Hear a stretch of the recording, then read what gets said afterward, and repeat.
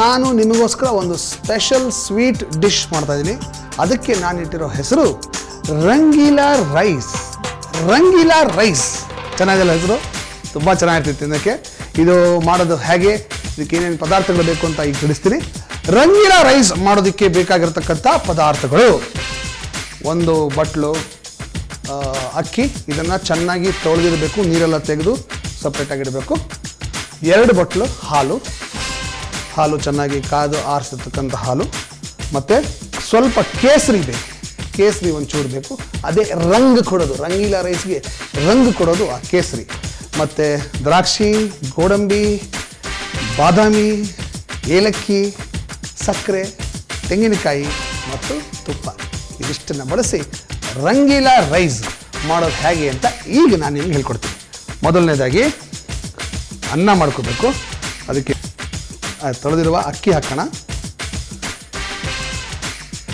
Okay, ಅದಕ್ಕೆ ಹಾಲು,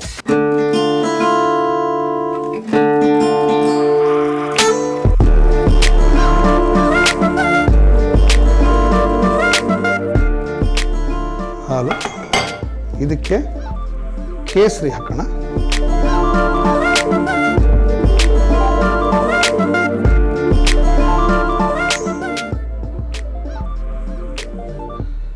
ಇದನ್ನು ಈಗ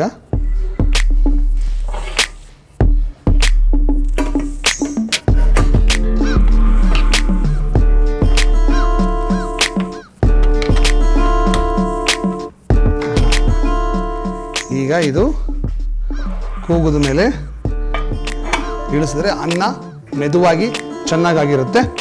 ಓಕೆ, ಈಗ ಶುರು ಮಾಡೋಣ ರಂಗೀಲಾ ರೈಸ್. ಲೆಸನ್ ನಂಬರ್ 1, ಒಲೆ ಹತ್ತಿಸ್ಕೋಬೇಕು. ಅದರ ಮೇಲೆ ಒಂದು ಪಾತ್ರೆಯನ್ನು ಇಡೋಣ. ಇದಕ್ಕೆ ತುಪ್ಪ,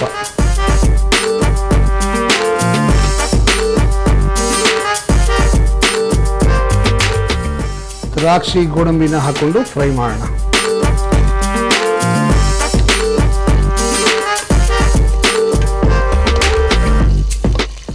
ಸ್ವಲ್ಪ ಬ್ರೌನ್ ಕಲರ್ ಆಗೋ ತನಕ ಇದನ್ನು ಫ್ರೈ ಮಾಡಬೇಕು. ಇದಕ್ಕೆ ಬಾದಾಮಿ ಕಟ್ ಮಾಡಿರೋ ಬಾದಾಮಿ ಹಾಕಿದ್ದೀನಿ, ಅದನ್ನು ಜೊತೆಗೆ ಫ್ರೈ ಮಾಡ್ತಾ ಇದ್ದೀನಿ. ಆಮೇಲೆ ದ್ರಾಕ್ಷಿ, ಇದೆಲ್ಲ ಜಾಸ್ತಿ ಹಾಕಿದ್ರೆ ಬಾಯಿ ಸಿಕ್ಕರೆ ಚೆನ್ನಾಗಿರುತ್ತೆ. ಈಗ ಇದು ಚೆನ್ನಾಗಿ ಕಂದು ಬಣ್ಣ ತನಕ ಬರೋ ತನಕ ಹುರಿದಿದ್ದಾಯಿತು. ಈಗ ಇದಕ್ಕೆ ಒಂದು ಚೂರು ನೀರು ಹಾಕೋಣ.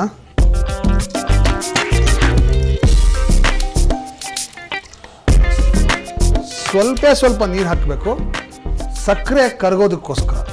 ಓಕೆ,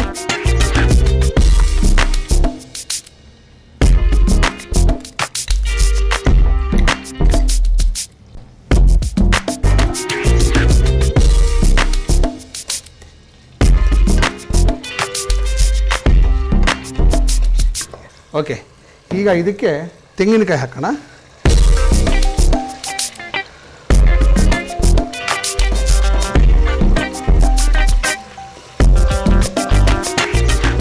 ಒಂದು ಸ್ವಲ್ಪ ಬಿಸಿ ಆಗ್ತಿದ್ದಂಗೆ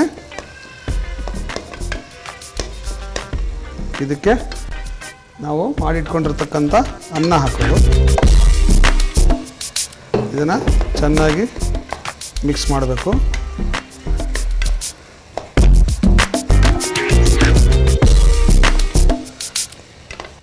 ಇದಾಗಿದೆ. ಈಗ ಇದನ್ನು ನಮ್ಮ ಟೇಸ್ಟ್ ಮಾಡಬೇಕು. ರಂಗೀಲಾ ರೈಸ್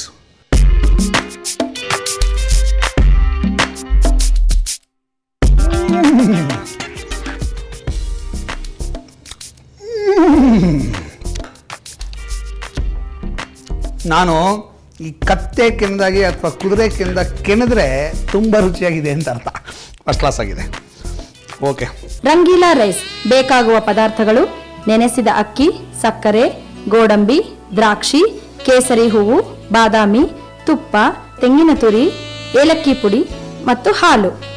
ಮಾಡುವ ವಿಧಾನ: ಕುಕ್ಕರಿಗೆ ಅಕ್ಕಿ, ಹಾಲು, ಕೇಸರಿ ಹೂವು ಹಾಕಿ ಅನ್ನ ಮಾಡಿಕೊಳ್ಳಿ. ಬಾಣಲೆಗೆ ತುಪ್ಪ ಹಾಕಿ ಗೋಡಂಬಿ, ಬಾದಾಮಿ, ದ್ರಾಕ್ಷಿ ಎಲ್ಲ ಹಾಕಿ ಹುರಿಯಿರಿ. ನಂತರ ನೀರು, ಸಕ್ಕರೆ ಹಾಕಿ. ಸಕ್ಕರೆ ಕರಗಿದ ನಂತರ ಅದಕ್ಕೆ ತೆಂಗಿನ ತುರಿ, ಅನ್ನ ಹಾಕಿ ಚೆನ್ನಾಗಿ ಮಿಕ್ಸ್ ಮಾಡಿದರೆ ರಂಗೀಲಾ ರೈಸ್ ರೆಡಿ.